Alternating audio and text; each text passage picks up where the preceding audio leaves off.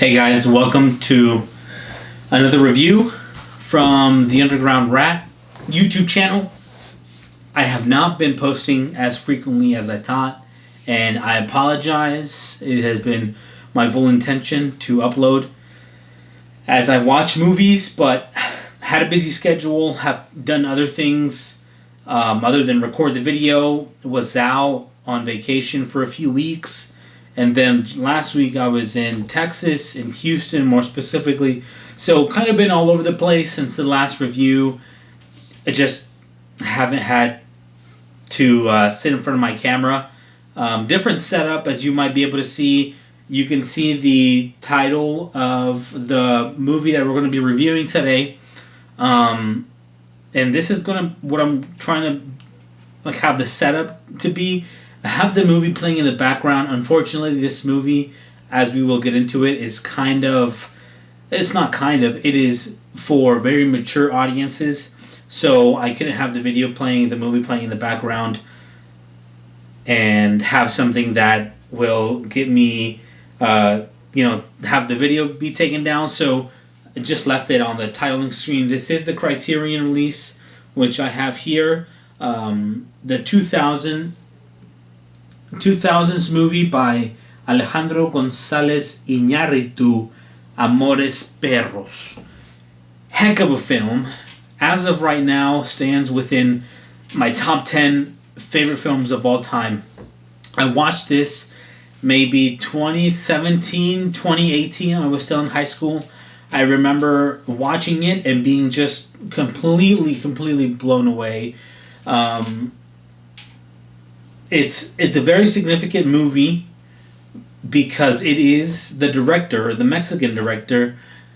This is his debut film, and for a film to be so rich, to be so beautifully written and directed, not a lot of directors have that much success. The good ones do, of course, like Alejandro Gonzalez Iñárritu. He had worked previously in the commercial industry, doing commercials for products, for companies, which sort of gave him a glimpse into camera work, how to use lighting, storytelling to convey a message.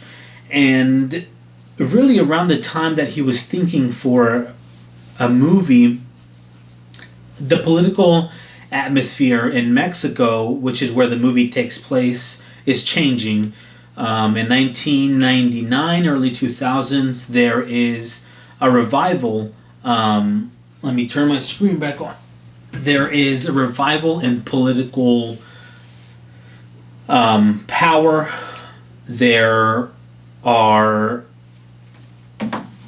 new governance that are taking over after the pre-party, PRI, were in power for 70-something years. They are taking out of governance, and in comes a new beginning for Mexican politics.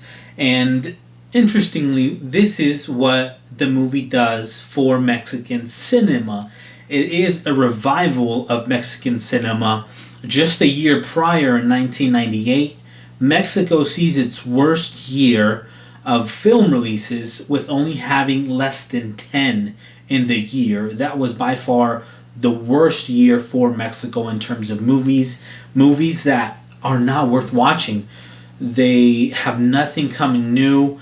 The golden age of Mexican cinema has well passed, and they are struggling to create something new.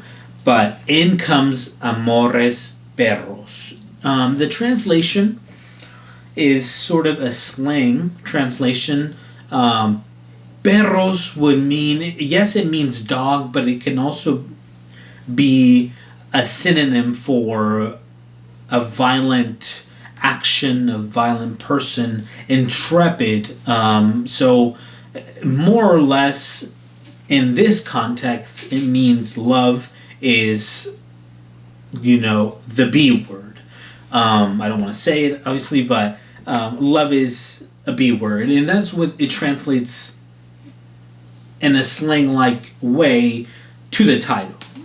Love is one of the central themes in Amores Perros. It is perhaps the biggest theme.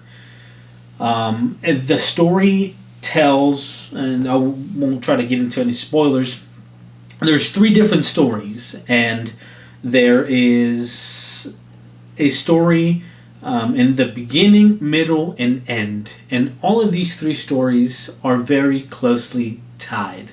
I take it in a way of what I do in my life will have an impact on somebody else's life, right? The thing that I decide to act on will have an effect, a consequence on somebody else. And this is what Alejandro Gonzalez Iñárritu does very well in Amores Perros, because there are scenes that you will see throughout different sequences in different points of views. And that, to me, is beautiful. It was very much compared to Quentin Tarantino's Pulp Fiction movie around the same time that this has come. I think 10 years before this. So long time, but nevertheless very similar in the way that the stories are portrayed throughout the movie. One thing that I will say is that this movie is very graphic. It is for mature audiences. That's why I can't play it in the back. I don't want the video to get taken down. I tried to look through the whole movie, some scenes that I could play without potentially having to do any type of editing. Decided it wasn't going to be worth it, and I was just going to play the title screen. But there is a lot of violence. Love can be violent, and that's the translation of the title. There is a lot of violence with animals. There's a lot of violence in the people, and that is, that is not to say that any of the actors or animals that are involved were harmed in any way. They were not. These are all, like, the actors, the people, highly trained professionals that knew what they were doing. If you get the chance to pick up the Criterion Collection, you have the option to look at some of the extras and how they filmed these sequences with the dogs that fight, which is unfortunately to this day very realistic in the underbelly of Mexican culture. Illegal dog fights, illegal chicken fights, and Alejandro Gonzalez Iñárritu wanted to film the underbelly and how love transcends in the underbelly, in the middle class, and the higher class through different points of views. And it's so beautifully done, which is what makes this movie one of my favorite films as of right now. The music is completely beautiful. It will have you in trance the whole time. The composer, which I don't want to mispronounce his name, is let me see here. Gosh, I had it. Sorry. Oh, Gustavo Santaolalla does an incredible job in making the theme of the song fit in just about every sequence. In the way that the instrument that he plays, I from the top of my head can't remember the instrument.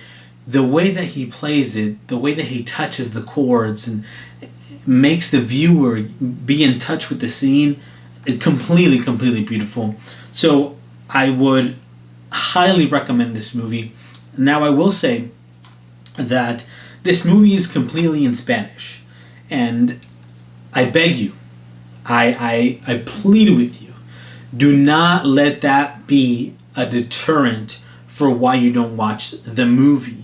If you only speak English, watch it with English subtitles.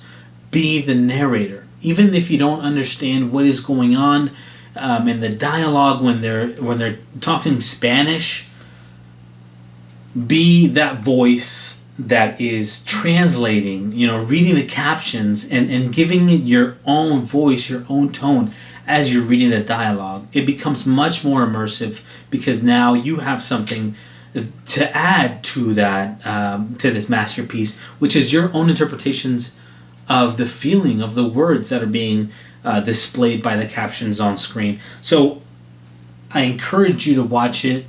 If you can just get by with the captions, you open yourself to a whole different world that is different than yours. And ultimately, these films are what open our minds to be more creative, to be more aware about what happens outside of our world that we every day live in. That's how I've got to know. I've seen French movies, fabulous. I've seen German movies, the captions, Japanese movies, Korean movies. The captions should be no limitation for how far or how much you should watch. So I highly encourage this movie. I hope that you enjoy it as much as I do. Now, it is a bit of a lengthy movie, but every single one of the sequences, every single one of the scenes will have you transfixed until the last moment. And if you stay throughout the whole film, you will have a different outlook on life, a beautiful outlook on life, I must say. So I really hope that you give it a watch. I really hope that you were able to pick it up. This is the Criterion Collection, and one thing that I've neglected to mention, Criterion movies are remastered, so they will be in higher definition. There's a company that focuses on restoring classical movies, from years and years ago, very 1930s, 1940s movies, but they try to cultivate movies that have made an impact in cinema. This is one of them. So they can be a little bit expensive. In July, they go on sale anywhere that they sell Criterion. And in December, before the holidays, they go on 50% sale at Barnes & Noble's, where I've got most of the Criterion collections. And the Criterion channel also has a $100 a year bill, and it gives you access to their whole catalog. They upload that they update movies every month, and it sort of caters to what you watch. So if you can't find the Criterion collection somewhere nearby, or if it's just too much for you to spend, I'd highly recommend looking at the subscription. At the end, it is worth it, and for $100 in 12 months, you're paying less. Let's see, what is that? About $10? No, $9? Yeah, about $9. Less than what you're paying for Netflix or Hulu, and sometimes they don't even got the good stuff. So I encourage you to. Time's running out. I encourage you to watch the movie. So yeah, I hope that you give it a watch. Let me know what you think in the Instagram page at The Underground Rat. Send me a DM or comment what you think in the comments of the video. Or if you've already seen it, let me know what you think. So I'm going to have another review coming out shortly.